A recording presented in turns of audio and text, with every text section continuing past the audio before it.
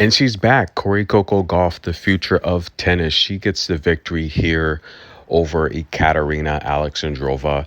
And this was a pretty good match. I thought Coco looked really good in a lot of these exchanges. She was the stronger, more aggressive, more dominant player today.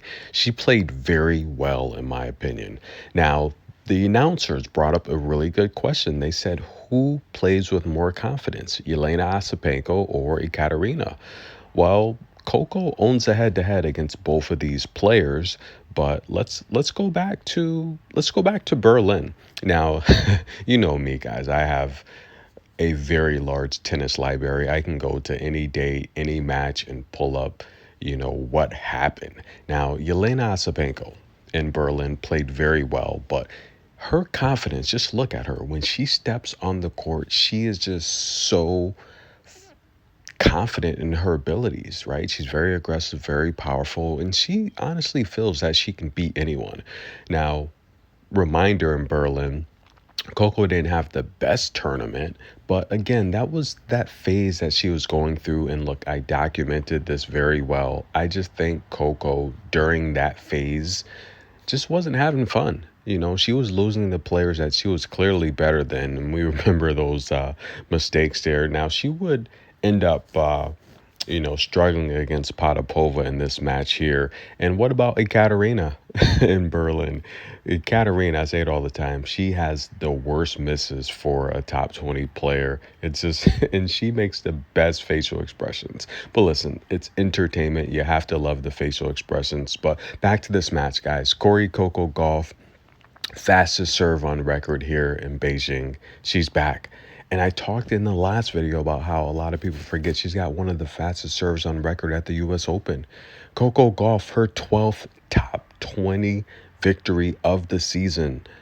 13 wins in a row. She's going to be taking on Petra Martic, who she also owns a head-to-head against, and her camp is happy.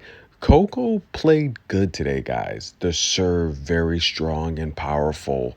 Wow, that's going to be a problem. If she goes back to that strong, fast serve, which the last, I'd say, year and a half, she hasn't really been trying to blast opponents off with that powerful serve that She's been very, very relaxed with it. If she pulls that weapon out and it's a huge weapon, we're talking about Alicia Parks type of weapon. Yes, if she pulls that amazing fast serve back out, the tour's in trouble. Very, very much so in trouble. Now, Petra Martic, she's going to play her in the second round. Petra Martic has a very good slice. She has good top spin, but I say it all the time. Petra Martic gets in trouble when she's trying to baseline with players, when she's trying to match power. I don't think Petra, even though she's the older player, right? She's in her 30s, very strong.